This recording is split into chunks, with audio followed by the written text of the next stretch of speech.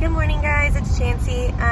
Today I'm actually on my way to go get my HSG and my hysteroscopy done. So I figured I'd come on here and check in with y'all and let y'all know how that goes and how it goes afterwards.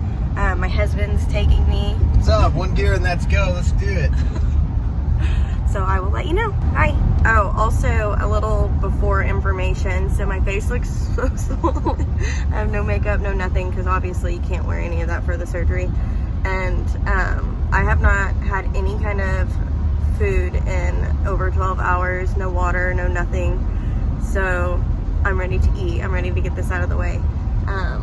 You had to do your nail polish. Oh yeah, I had to, like, my nails look like boy nails because I had to remove all my nail polish. And I mean, no deodorant, no nothing. If you brush your teeth, make sure you can't, like, drink any of the water. So yeah, I feel like I'm looking like swollen and starving. Here, I'll hook you up. Okay. You're off. Come on. Good luck. Deep breath. Yeah. And maybe 3 seconds later, I was out. You were out? Went to sleep? Got some food in you?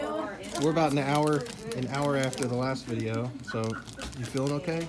First meal of the day? It's about 2 o'clock. I just feel like I'm gonna pee myself. Yeah? No? Other than that? Good? Cool. Want to say anything to your subs? Not yet. She just woke up, everybody.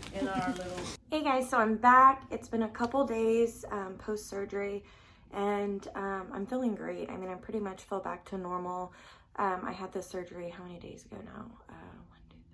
4 days ago. I was pretty sore for 2 days, and then after that, I actually started feeling like, I mean, much better. So I know y'all saw the clip, like, right after surgery. I was loopy and whatnot, but I also kept feeling like I really needed to pee. Apparently that's, like, super normal. Couldn't pee, of course, but, like, from the swelling and all that good stuff at the surgery, it, like, sits on your bladder, and it just, like, really felt like I needed to pee so bad. Now, let me back up a little bit. For those of you that don't know, I've had, like, several miscarriages, and we couldn't figure out what was wrong. We finally figured out that I do have APS. After being diagnosed with APS, they put me on all the medication. I was also low in progesterone, so they added the progesterone for me. Well, after we finally got all of those medications, I stopped getting pregnant. It's almost been a year now, and I just haven't been getting pregnant. And so my fertility specialist finally was like, we kind of need to do some surgeries. They wanted to go in, make sure my fallopian tubes were clear. That's what the AHSG was for. And then also just go in and make sure, like, everything was shaped correctly and there wasn't anything that would be causing me to not get pregnant, and clear out any, like, fibroids or any of that good stuff. Well, when they went in, they did find, like, some fibroids and cysts, and they were able to remove it. Everything else looked great. But when they went in to do the HSG, unfortunately, they found out that I was blocked on both sides. Both fallopian tubes were pretty badly blocked. One was unrepairable. They didn't remove it or anything, but they just said, like, that it was not going to be able to be unblocked. The other one, however, they were able to unblock, and thankfully, because I mean, if you don't have, or if they're both blocked and they can't unblock them, then IVF would have been my only option. That still maybe I won't go in for another week and a half to figure out, like, what my next step is, and I'll share that with y'all guys as I find that out. But I just figured I'd give y'all an update on what they did find, and where I'm at right now.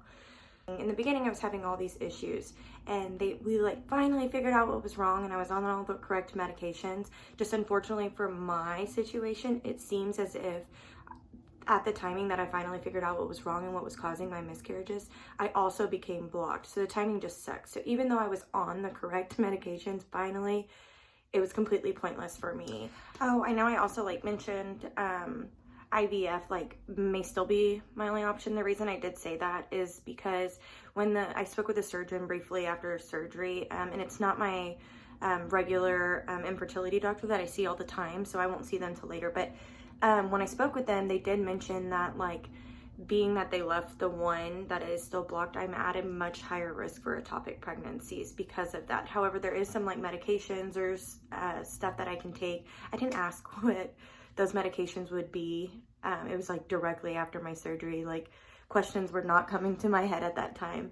But I do remember her mentioning that there are some medication options that they can give you to help decrease the risk of ectopic pregnancies when you do have one fallopian tube that is still continues to be blocked.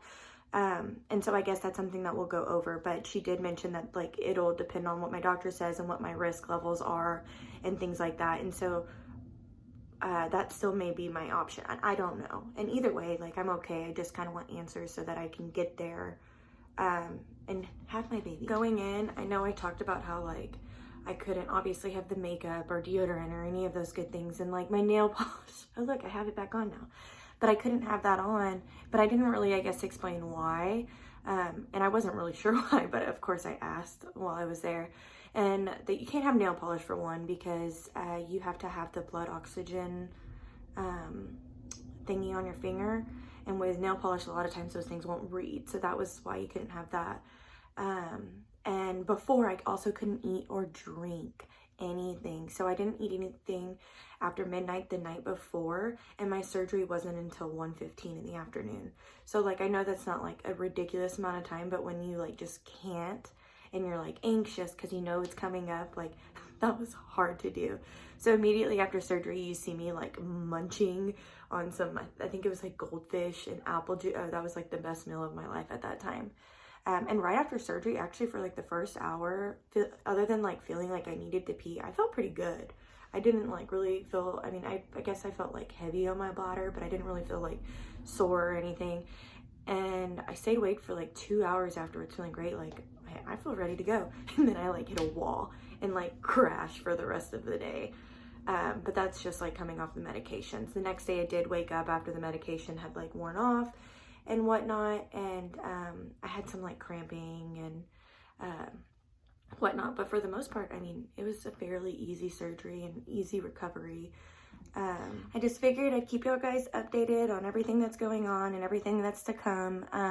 Thank you guys for following my journey. I'll continue to keep you updated. Have a good day. Bye.